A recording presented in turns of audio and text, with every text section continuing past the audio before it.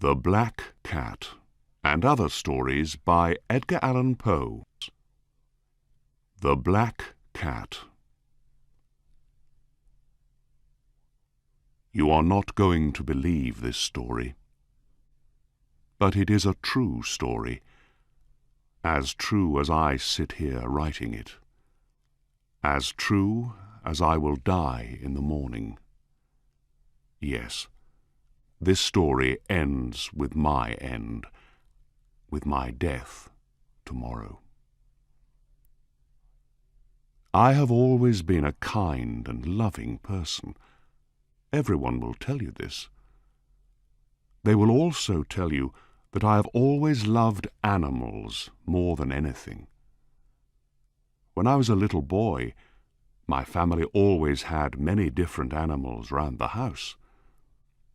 As I grew up, I spent most of my time with them, giving them their food and cleaning them.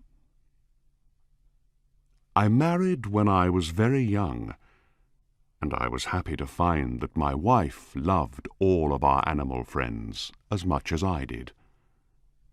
She bought us the most beautiful animals.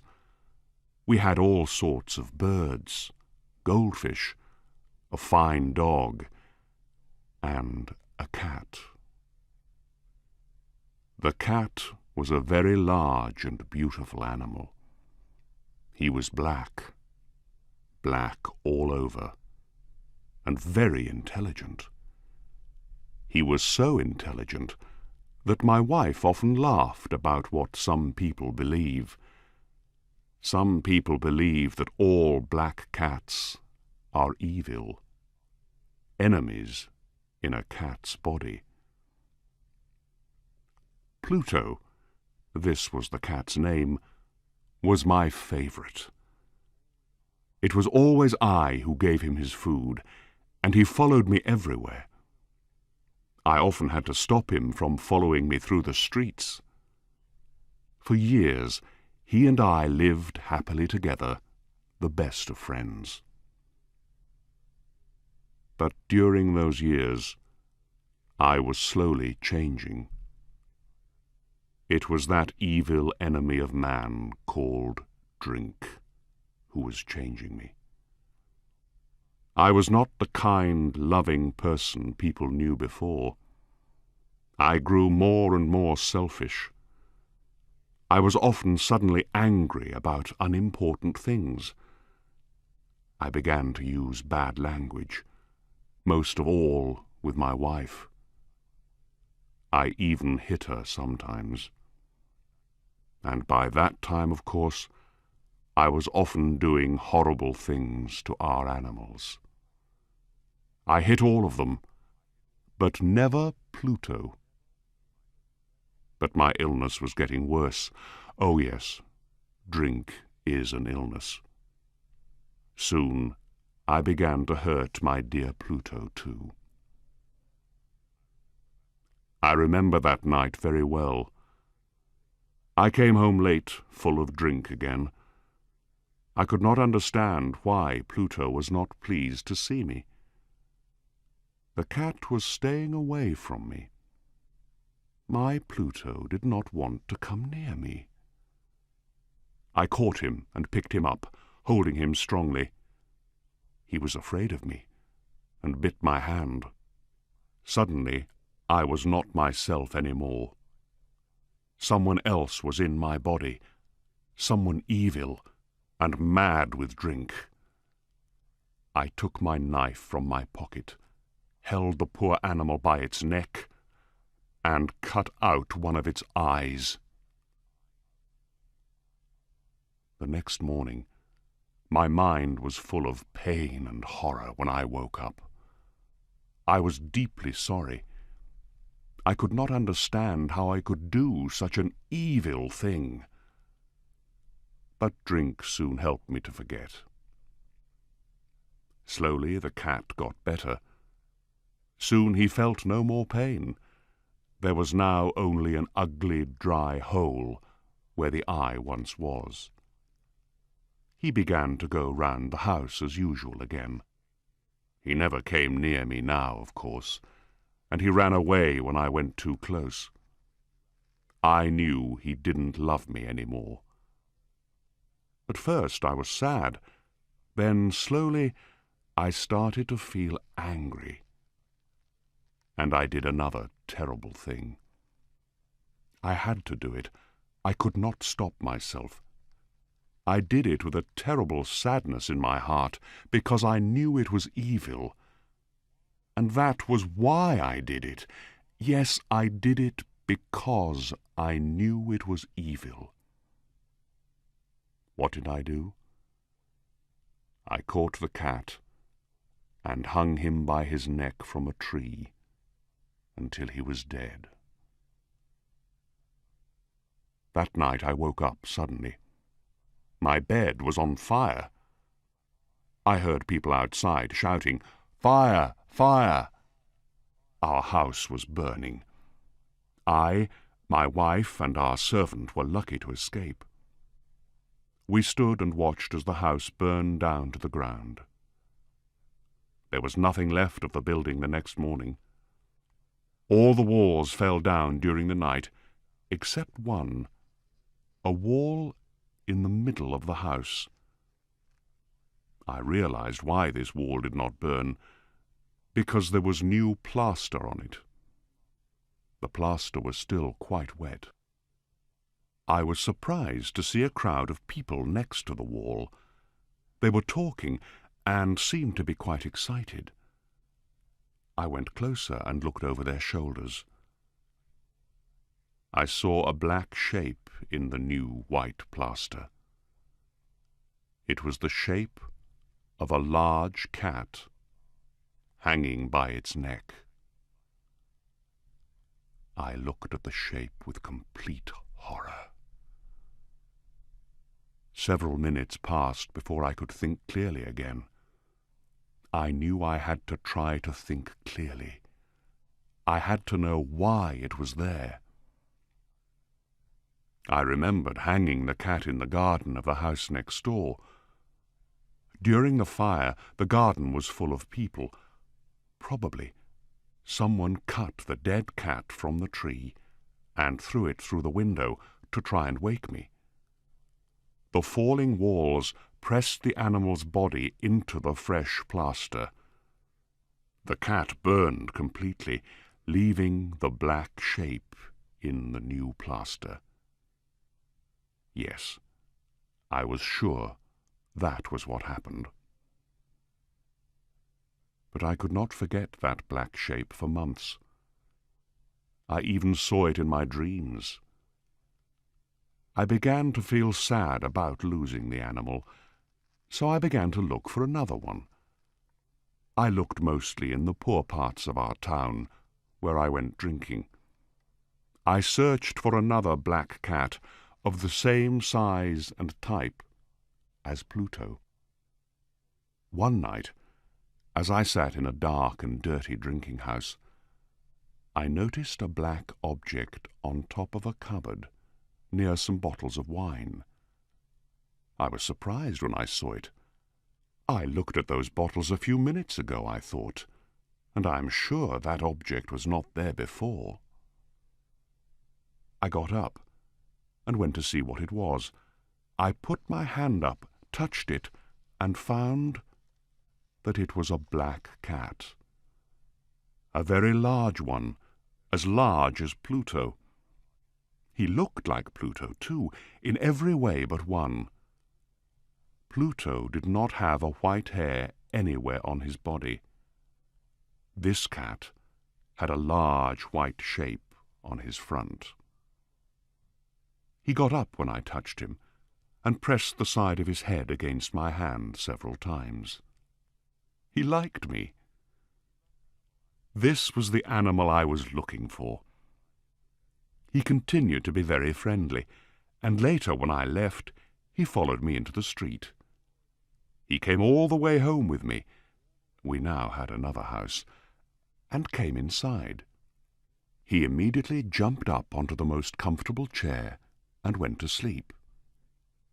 He stayed with us, of course. He loved both of us, and very soon he became my wife's favorite animal.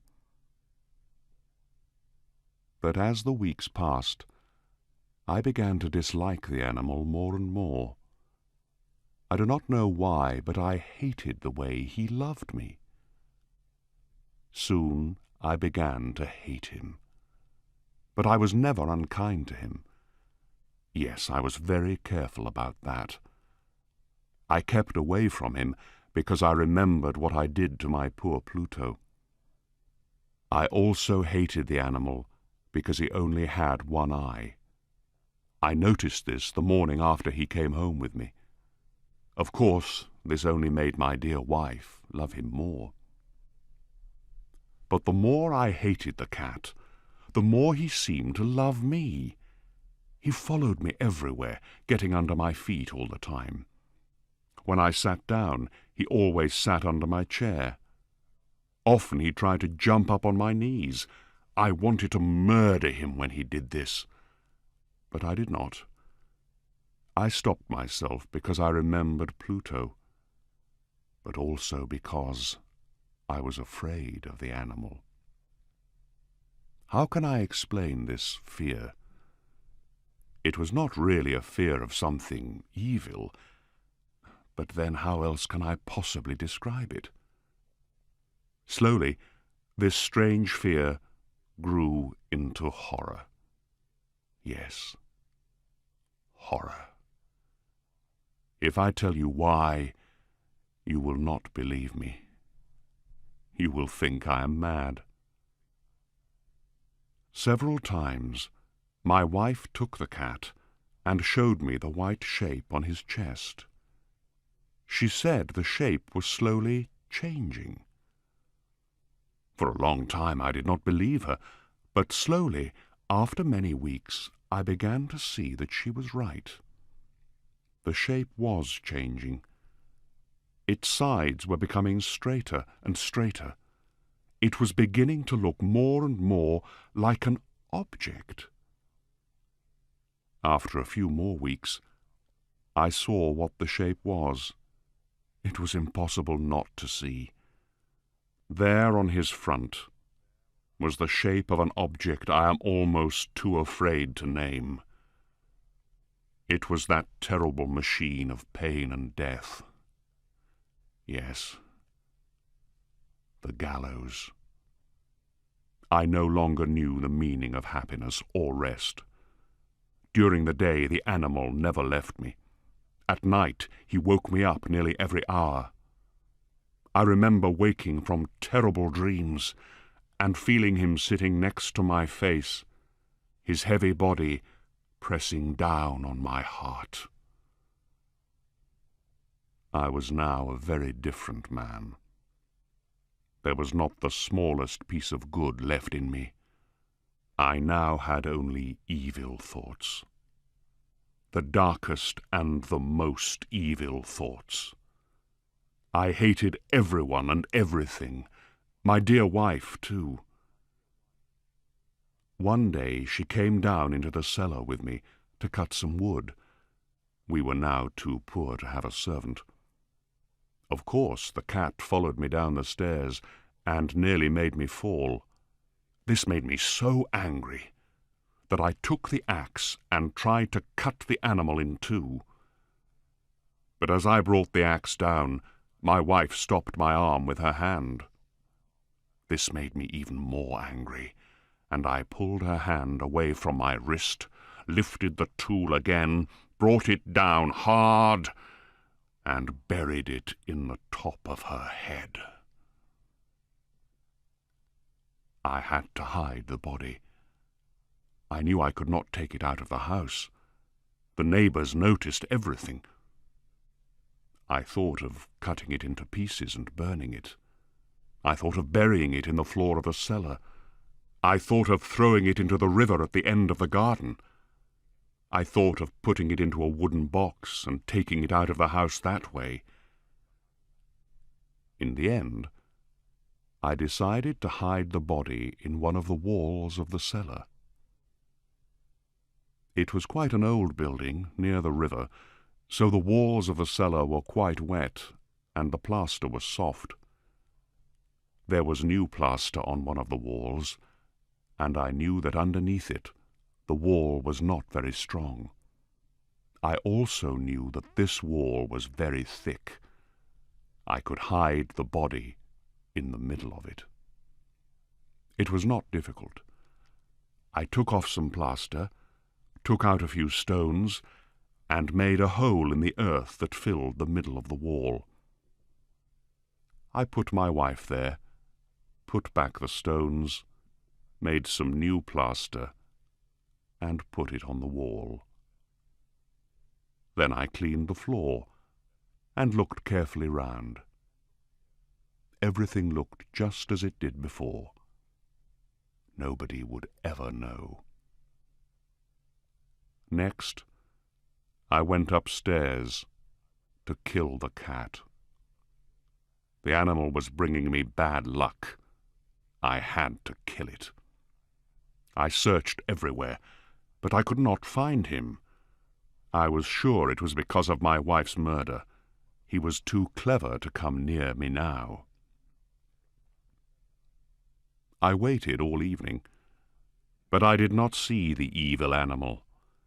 He did not come back during the night either. And so for the first time in a long time I slept well. When I woke up the next morning, I was surprised to see that the cat still was not there. 2, 3 days passed, and there was still no cat. I cannot tell you how happy I began to feel. I felt so much better without the cat. Yes, it was he who brought me all my unhappiness. And now without him, I began to feel like a free man again. It was wonderful.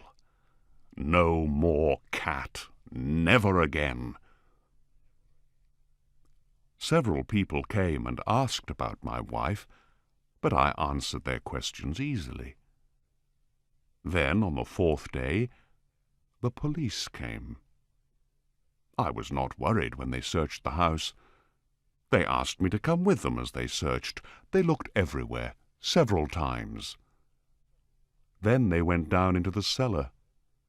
I went down with them, of course. I was not a bit afraid.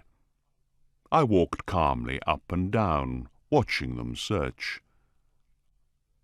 They found nothing, of course, and soon they were ready to go. I was so happy that I could not stop talking as they went up the stairs. I did not really know what I was saying. "Good day to you all, dear sirs," I said. "Yes, this is a well-built old house, isn't it? Yes, a very well-built old house. These walls— Are you going, gentlemen? These walls are strong, aren't they?" I knocked hard on the part of the wall where my wife was. A voice came from inside the wall in answer to my knock. It was a cry, like a child's. Quickly it grew into a long scream of pain and horror. I saw the policemen standing on the stairs with their mouths open. Suddenly they all ran down in a great hurry and began breaking down the wall. It fell quickly, and there was my wife, standing inside. There she was, with dried blood all over her head, looking at them. And there was the cat, standing on her head, his red mouth wide open in a scream, and his one gold eye shining like fire. The clever animal. My wife was dead because of him, and now his evil voice was sending me to the gallows. The Oval Portrait. We saw the dark shape of the roof above the forest. It was not far away, but travelling was difficult in that wild part of the mountains. We did not arrive until night was falling. It was a sad and strangely beautiful house, many hundreds of years old. Pedro, my servant, broke in through a small door at the back and carried me carefully inside. I was so badly hurt that I would die if we stayed out all night. "People were living here until a very short time ago," Pedro said. "They left in a hurry." He carried me through several tall, richly decorated rooms, to a smaller room in a corner of the great house. He helped me to lie down on the bed.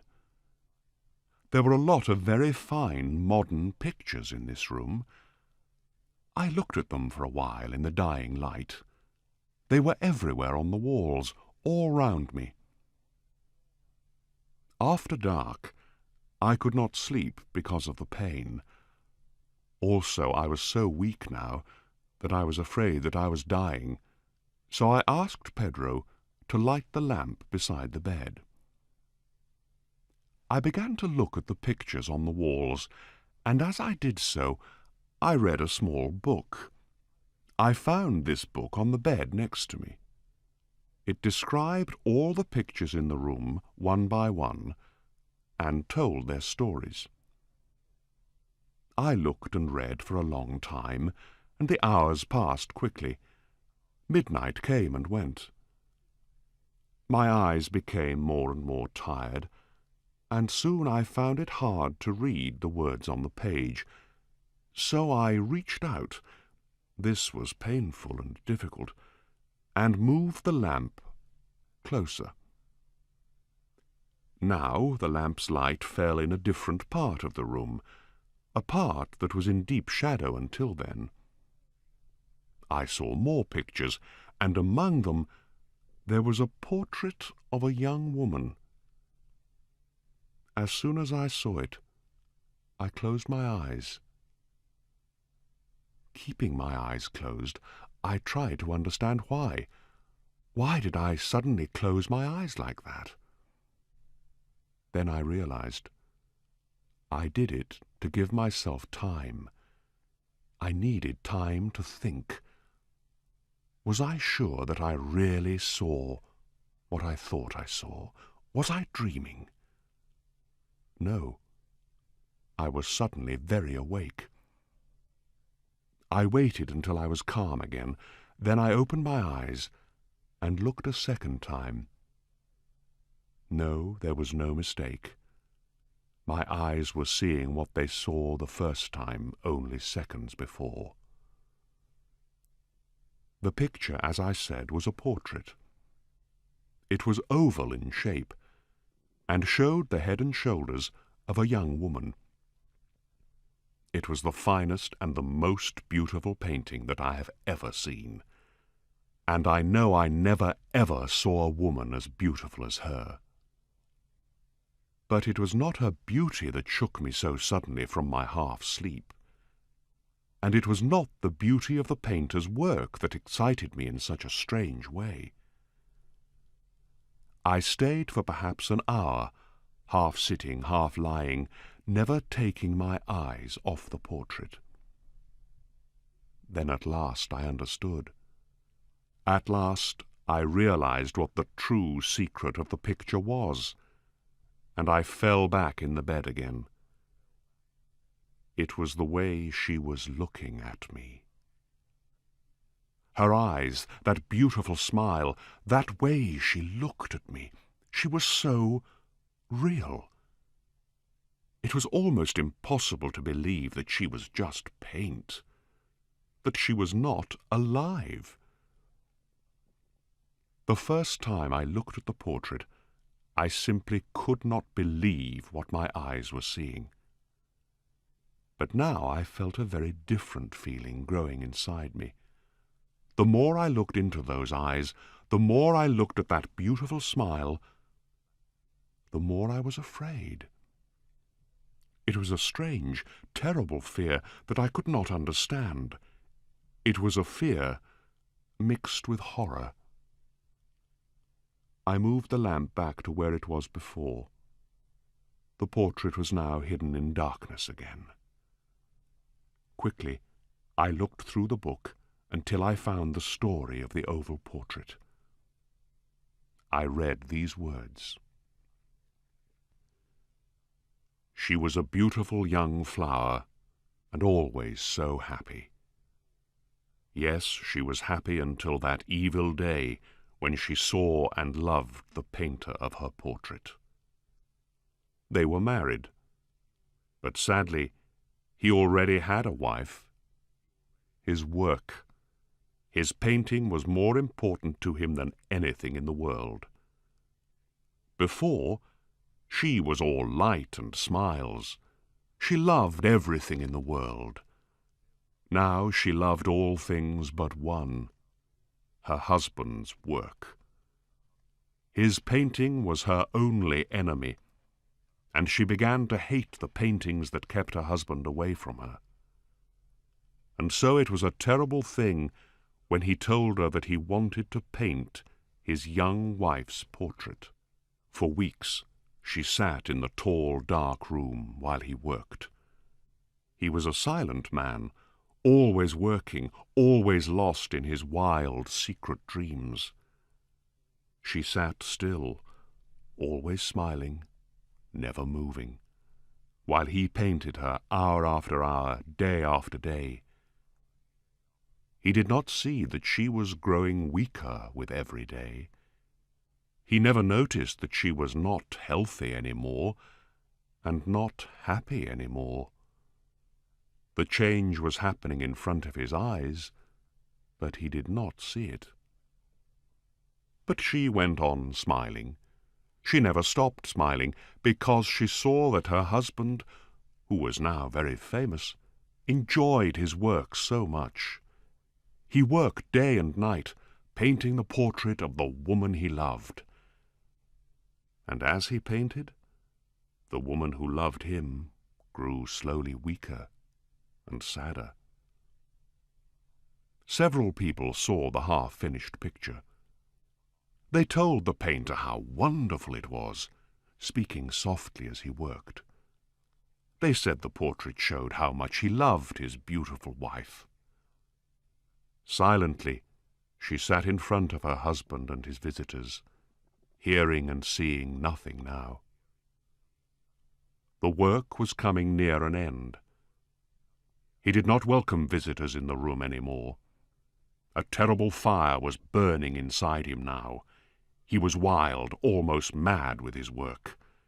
His eyes almost never left the painting now, even to look at his wife's face. Her face was as white as snow. The painter did not see that the colors he was painting were no longer there in her real face. Many more weeks passed, until one day in the middle of winter, he finished the portrait. He touched the last paint onto her lips. He put the last thin line of color on an eye. Then he stood back and looked at the finished work. As he looked, he began to shake. All color left his face. With his eyes on the portrait, he cried out to the world, "This woman is not made of paint. She is alive!" Then he turned suddenly to look at the woman he loved so much. She was dead. Berenice. Aegeus is my name. My family, I will not name it, is one of the oldest in the land.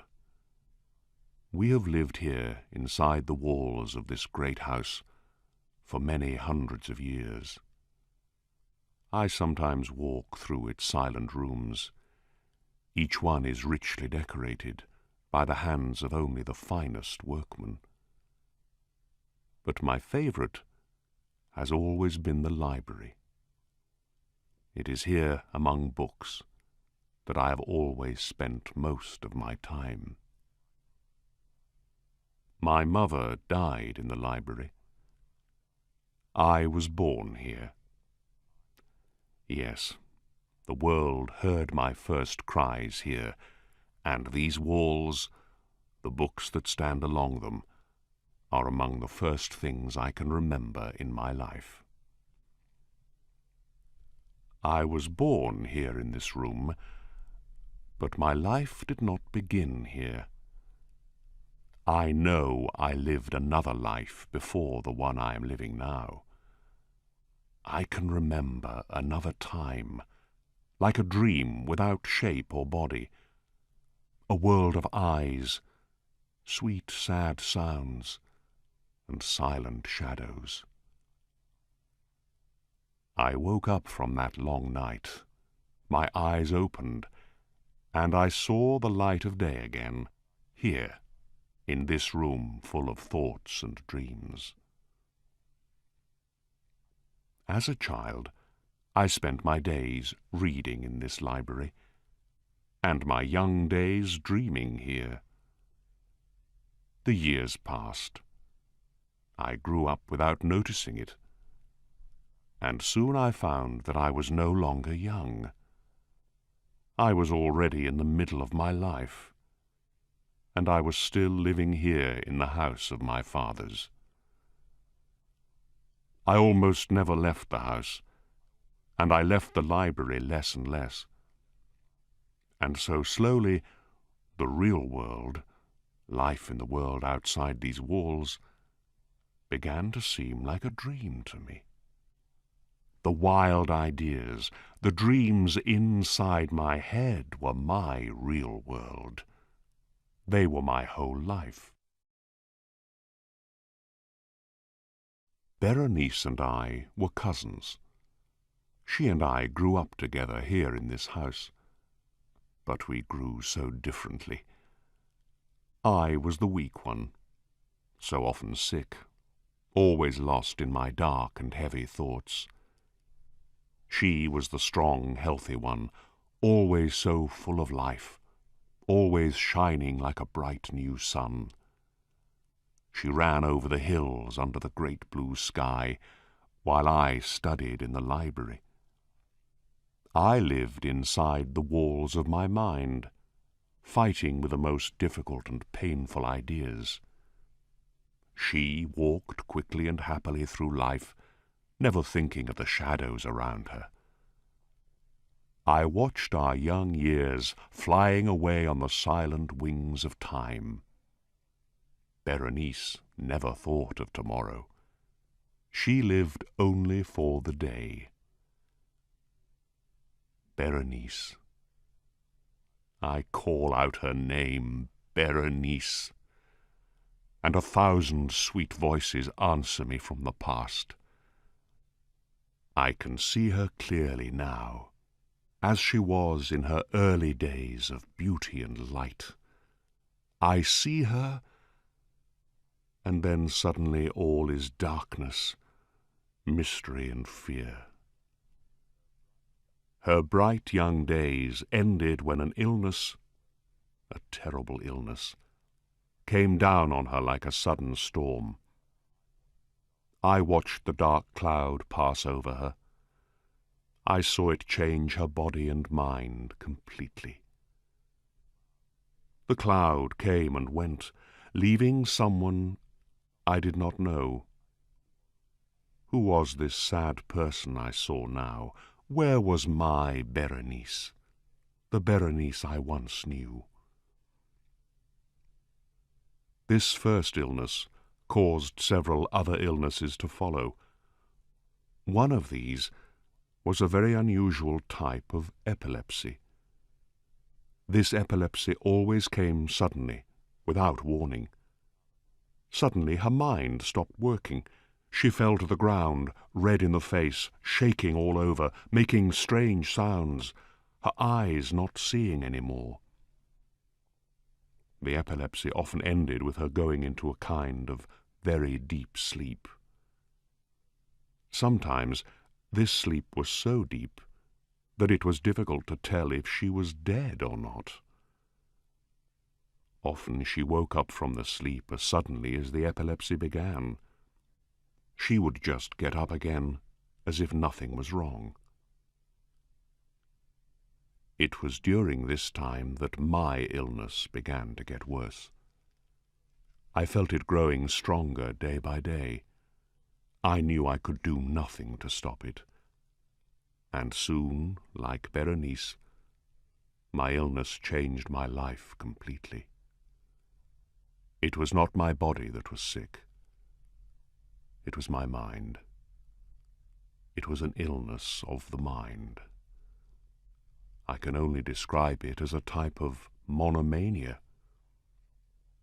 I often lost myself for hours, deep in thought about something so unimportant that it seemed funny afterwards. But I am afraid it may be impossible to describe how fully I could lose myself in the useless study of even the simplest or most ordinary object. I could sit for hours looking at one letter of a word on a page. I could stay for most of a summer's day watching a shadow on the floor. I could sit without taking my eyes off a wood fire in winter until it burnt away to nothing. I could sit for a whole night dreaming about the sweet smell of a flower. I often repeated a single word again and again for hours until the sound of it had no more meaning for me. When I did these things, I always lost all idea of myself, all idea of time, of movement, even of being alive. There must be no mistake. You must understand that this monomania was not a kind of dreaming. Dreaming is completely different. The dreamer, I am talking about the dreamer who is awake, not asleep, needs and uses the mind to build his dream. Also, the dreamer nearly always forgets the thought or idea or object that began his dream. But with me, the object that began the journey into deepest thought always stayed in my mind. The object was always there at the center of my thinking. It was the center of everything. It was both the subject and the object of my thoughts. My thoughts always came back to that object in a never-ending circle. The object was no longer real, but still I could not pull myself away from it. I never loved Berenice, even during the brightest days of her beauty. This is because I have never had feelings of the heart. My loves have always been in the world of the mind. In the grey light of early morning, among the dancing shadows of the forest, in the silence of my library at night, Berenice moved quickly and lightly before my eyes. I never saw my Berenice as a living Berenice. For me, Berenice was a Berenice in a dream. She was not a person of this world. No, I never thought of her as someone real. Berenice was the idea of Berenice. She was something to think about, not someone to love. And so why did I feel differently after her illness? Why, when she was so terribly and sadly changed, did I shake and go white when she came near me? Because I saw the terrible waste of that sweet and loving person. Because now there was nothing left of the Berenice I once knew. It is true, I never loved her, but I knew she always loved me, deeply. And so one day, because I felt so sorry for her, I had a stupid and evil idea. I asked her to marry me. Our wedding day was growing closer, and one warm afternoon I was sitting in the library. The clouds were low and dark, the air was heavy, everything was quiet. Suddenly, lifting my eyes from my book, I saw Berenice standing in front of me. She was like a stranger to me, only a weak shadow of the woman I remembered. I could not even remember how she was before. God, she was so thin. I could see her arms and legs through the grey clothes that hung round her wasted body. She said nothing, and I could not speak. I do not know why, but suddenly I felt a terrible fear pressing down like a great stone on my heart. I sat there in my chair, too afraid to move. Her long hair fell around her face. She was as white as snow. She looked strangely calm and happy, but there was no life at all in her eyes. They did not even seem to see me. I watched as her thin, bloodless lips slowly opened. They made a strange smile that I could not understand. And it was then that I saw the teeth. Oh, why did she have to smile at me? Why did I have to see those teeth? I heard a door closing and I looked up. Berenice was not there anymore. The room was empty. But her teeth did not leave the room of my mind. I now saw them more clearly than when she was standing in front of me. Every smallest part of each tooth was burnt into my mind. The teeth. There they were in front of my eyes, here, there, everywhere I looked, and they were so white, with her bloodless lips always moving round them. I tried to fight this sudden, terrible monomania, but it was useless. All I could think about, all I could see in my mind's eye was the teeth. They were now the center of my life. I held them up in my mind's eye, looked at them in every light, turned them every way. I studied their shapes, their differences, and the more I thought about them, the more I began to want them. Yes, I wanted them. I had to have the teeth. Only the teeth could bring me happiness, could stop me from going mad. Evening came. Then darkness turned into another day. Soon a second night was falling, and I sat there alone, never moving. I was still lost in thought, in that one same thought. The teeth. I saw them everywhere I looked, in the evening shadows, in the darkness in front of my eyes. Then a terrible cry of horror woke me from my dreams. I heard voices and more cries of sadness and pain. I got up and opened the door of the library. A servant girl was standing outside, crying. "Your cousin, sir," she began. "It was her epilepsy, sir. She died this morning." This morning? I looked out of the window. Night was falling. "We are ready to bury her now," said the girl. I found myself waking up alone in the library again. I thought that I could remember unpleasant and excited dreams, but I did not know what they were. It was midnight. They buried Berenice soon after dark, I told myself again and again, but I could only half remember the hours since then. Hours full of a terrible, unknown horror. I knew something happened during the night, but I could not remember what it was. Those hours of the night were like a page of strange writing that I could not understand. Next, I heard the high, cutting scream of a woman. I remember thinking, what did I do?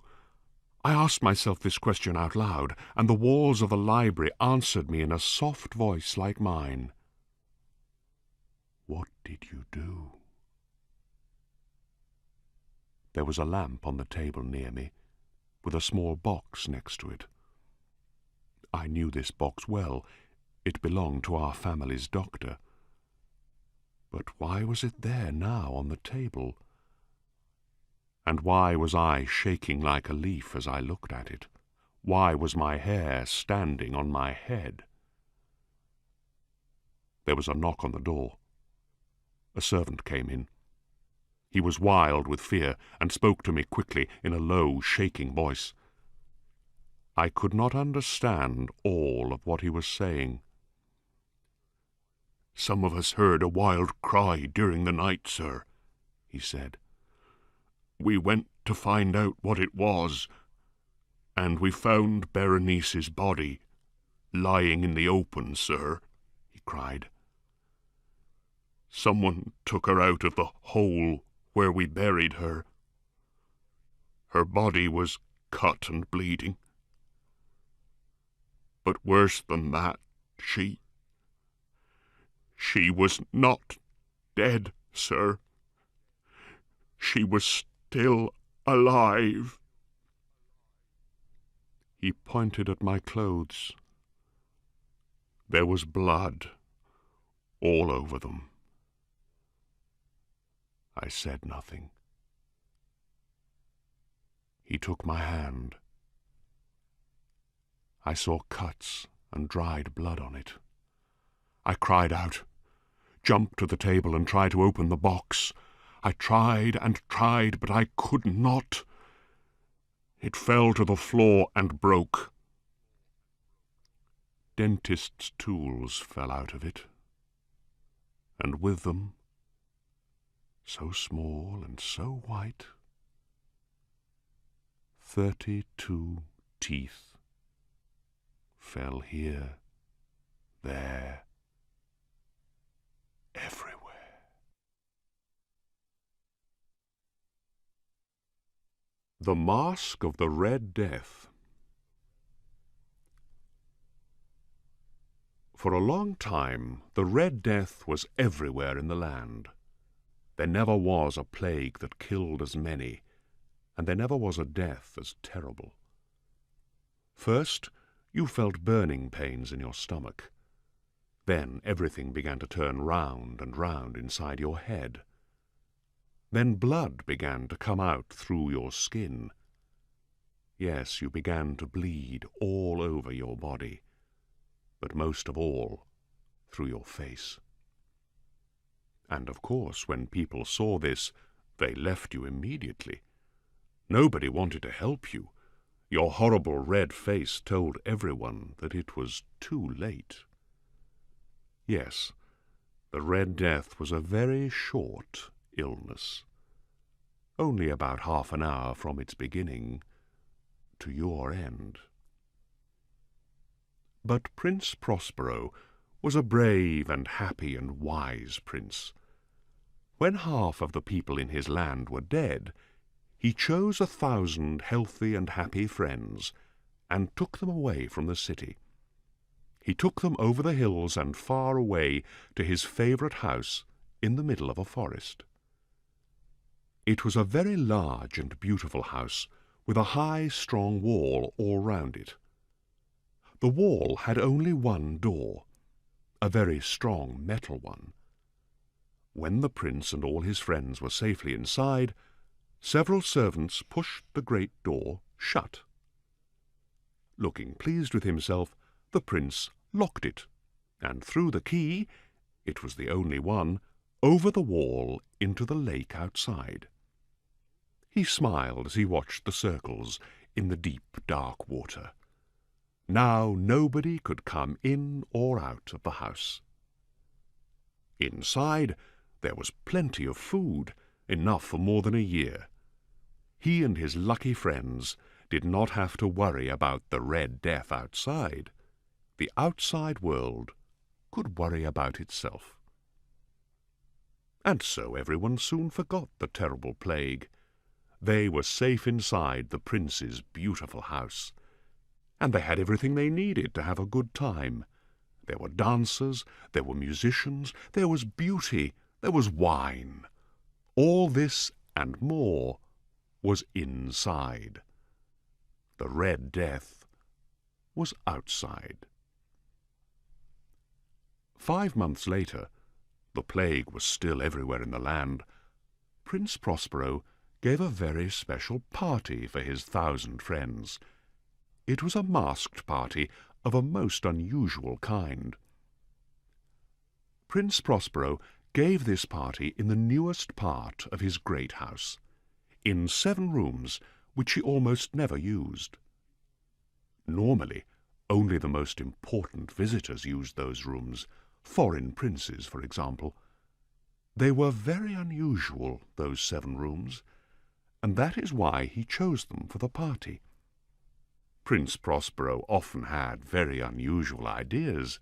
He was a very unusual, a very strange person. First of all, the rooms were not in a straight line. Walking through them, you came to a turn every 20 or 30 yards, so you could only ever see into one other room at a time. Yes, it was a strange part of the house, and in every room the furniture was different.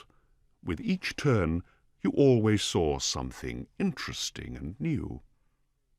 In every room there were 2 tall and narrow windows, one on either side.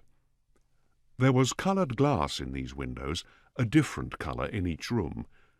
This, and everything else, of course, was the prince's idea.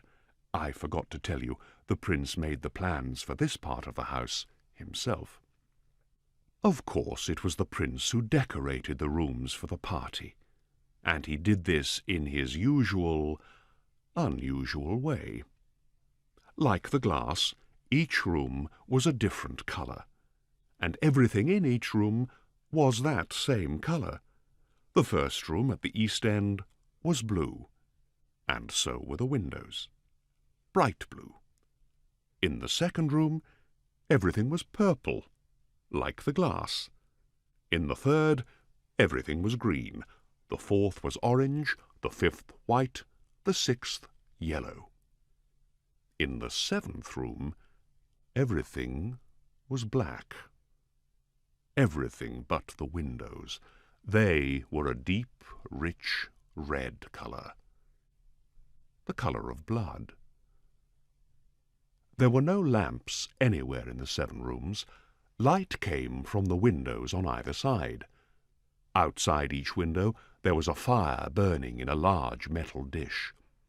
These fires filled the rooms with bright, rich, and strangely beautiful colours. But in the west room, the black room, the blood-coloured light was horrible. It gave a terrible, wild look to the faces of those who went in. Few people were brave enough to put one foot inside. A very large clock stood against the far wall of the black room. The great machine made a low, heavy clang, clang, clang sound. Once every hour, when the minute hand came up to 12, it made a sound that was so loud, so deep, so clear, and so richly, so strangely musical, that the musicians stopped playing to listen to it. All the dancers stopped dancing. The whole party stopped. Everybody listened to the sound. And as they listened, some people's faces became white. Other people's heads began to go round and round. Others put hands to their heads, surprised by sudden, strange, dream-like thoughts. And when the sound died away, there was a strange silence. Light laughs began to break the silence. People laughed quietly, quickly. The musicians looked at each other and smiled. They promised that when the next hour came, they would not be so stupid. They would not stop and listen like that. They would go on playing without listening at all. But then, 3,600 seconds later, the clock made the same sound again. And again. Everything stopped. Again the people's faces became white. Again those strange, dream-like thoughts went through people's minds.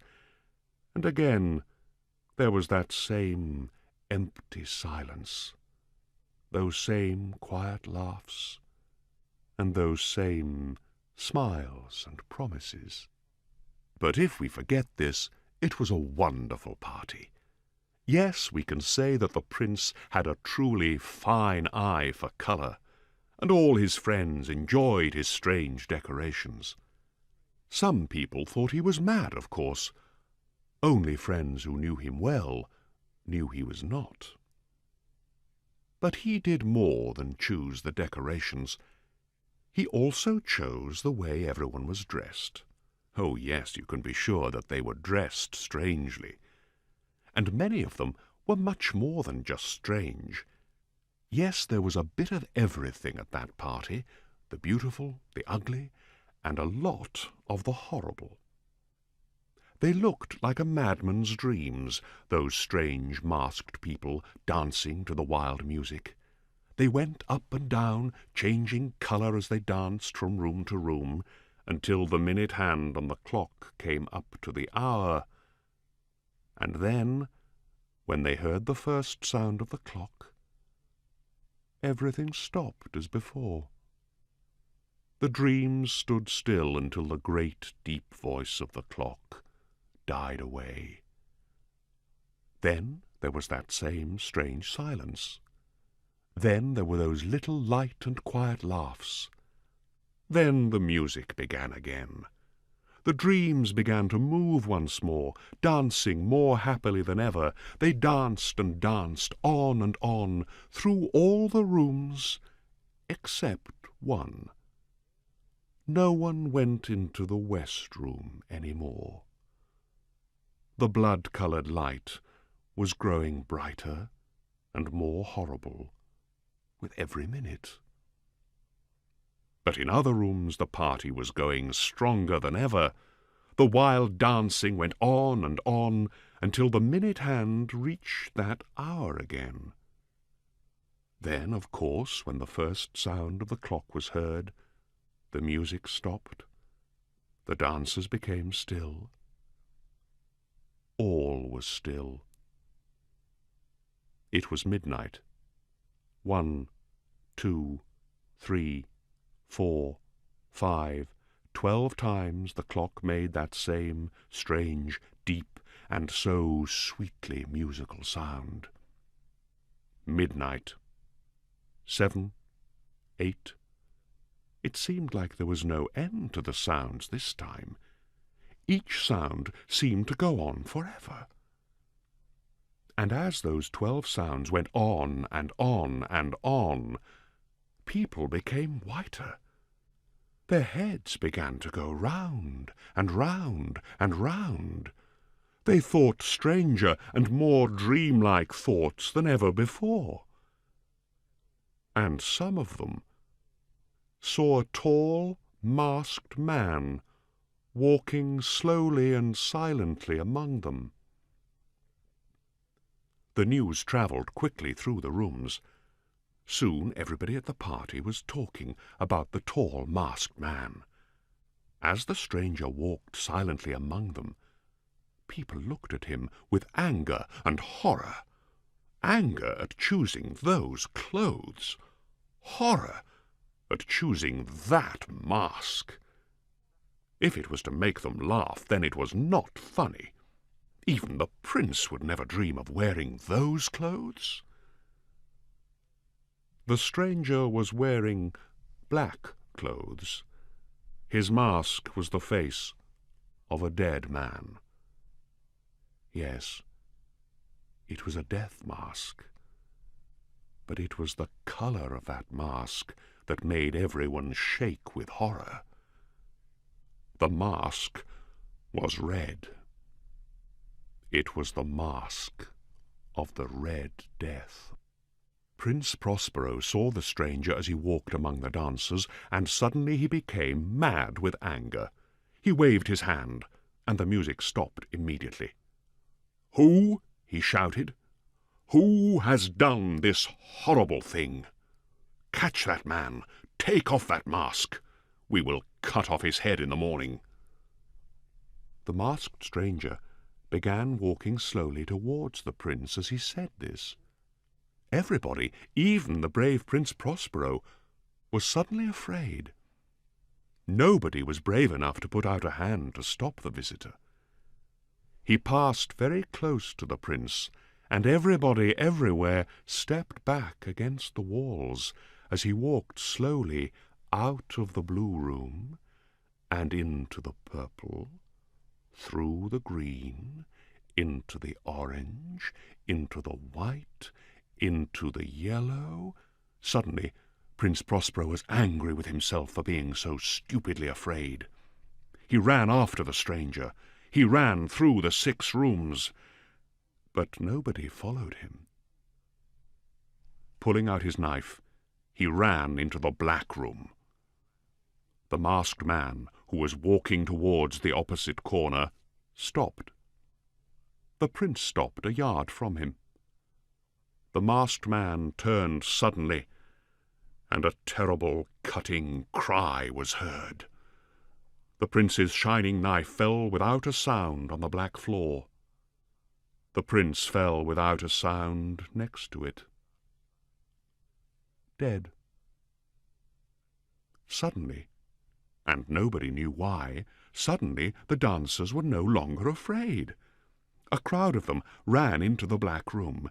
They ran to the stranger who was standing in the shadow of the great clock. When they caught him, the mask and the empty clothes fell to the floor. Everyone cried out in horror.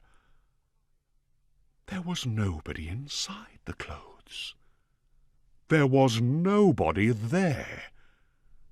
The man's body was nothing but air. Everyone understood that the Red Death was now among them. He came like a thief in the night, and as the seconds passed, clang, clang, clang, one by one, people began to die the terrible death. Soon, everywhere, the floors of the 7 rooms were wet with blood. When the last person died, the last lamp went out. And when that last lamp went out, the life of the clock stopped with it. And everything was silence and darkness.